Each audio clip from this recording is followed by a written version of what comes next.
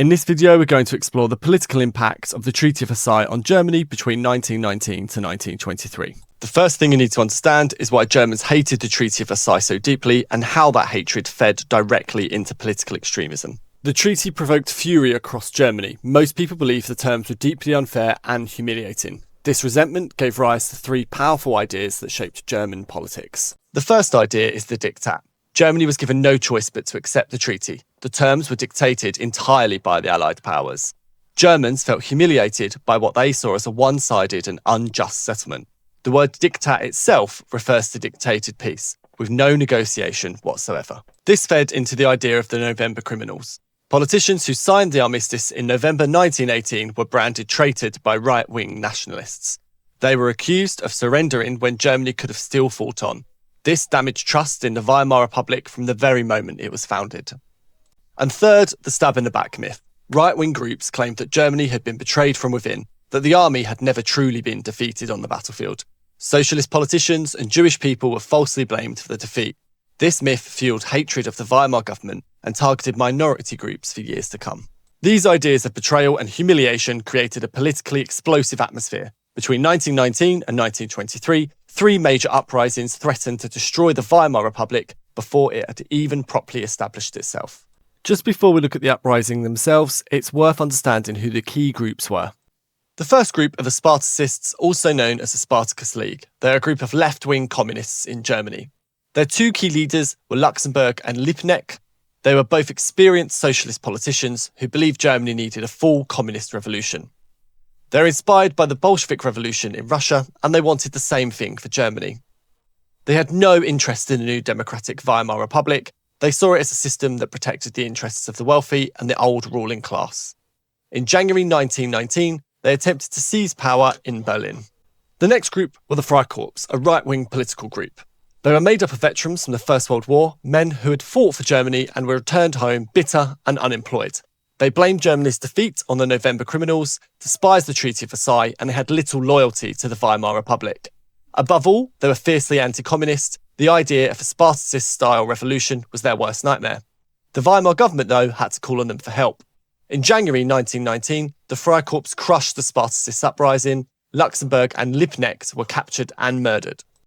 First rebellion was the Spartacist Uprising. It was led by Luxemburg and Liebknecht. They staged a communist-style uprising in Berlin, which was quickly crushed. Then we have the Kapp Putsch of 1920, a right-wing coup led by Wolfgang Kapp, in which thousands of Freikorps marched onto Berlin to try to seize power. And finally, in November 1923, the Munich Putsch. Adolf Hitler and General Ludendorff attempted to seize control of Bavaria. They marched onto Berlin to try and bring down the Weimar government. Now, let's examine each uprising in detail, beginning with the Spartacists.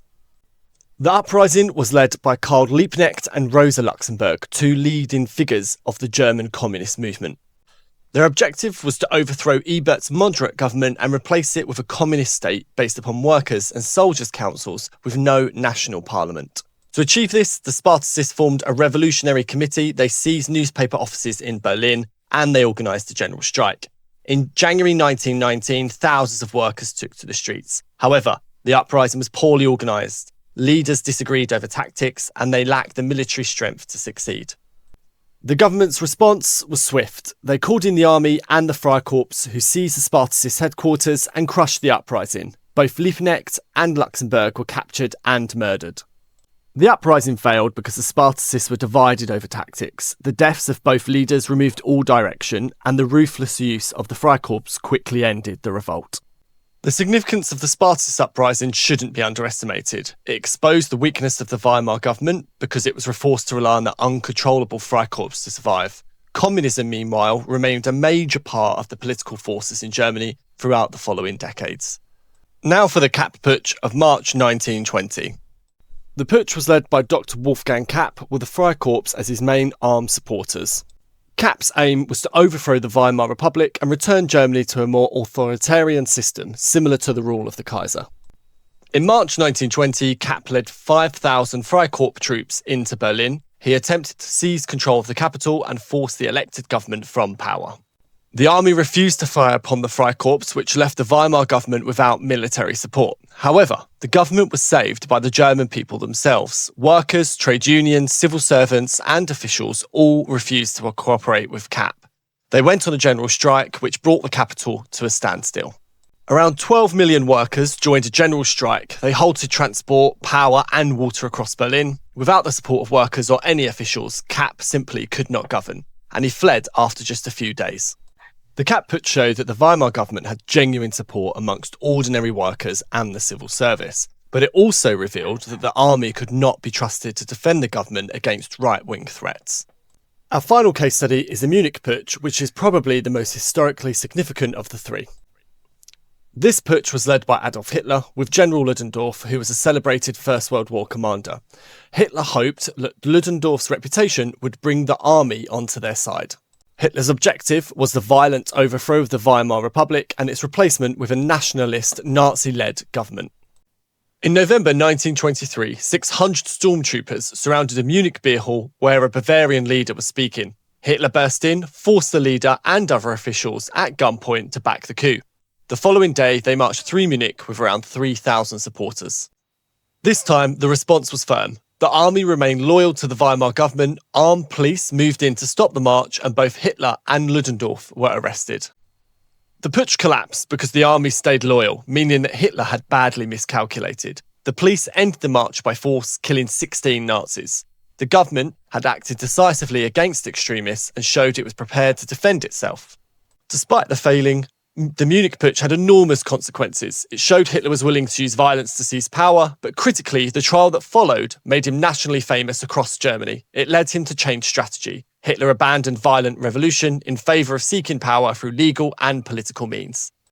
Finally, let's consider the overall political legacy of the Treaty of Versailles. The treaty created deep and lasting political instability across Germany by branding democratic politicians as November criminals and fueling the stab in the back myth. It empowered extremists on both the left and the right. Each of the three uprisings we have studied was driven in part by the hatred of the treaty and the humiliation it imposed upon Germany. The Spartacist Uprising showed that the Weimar government faced serious threats from the left, and it made dangerous compromises to survive. It relied upon the violent Freikorps and, in doing so, damaged its own democratic legitimacy in the process. The Kapp Putsch revealed the threat from the right and the alarming disloyalty of the army. It was ultimately the German people, not the military, who saved the Weimar government. And the Munich Putsch introduced the world to Adolf Hitler as a national figure, a man who had failed in 1923 but whose methods and ambitions returned via legal routes later in the decade. To conclude, the Treaty of Versailles made the Weimar government look weak, increased hatred of democracy, strengthened extremist groups, and created political instability right up until 1923.